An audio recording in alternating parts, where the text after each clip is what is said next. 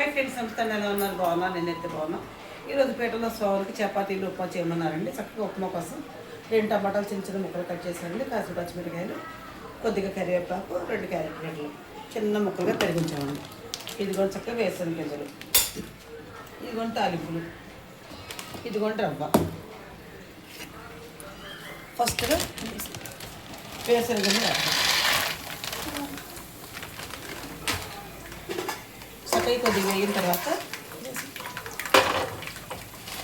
చక్కగా ఆవాలు, మినపప్పు, చక్కగా శనగపప్పు, పచ్చిమిరపకాయలు,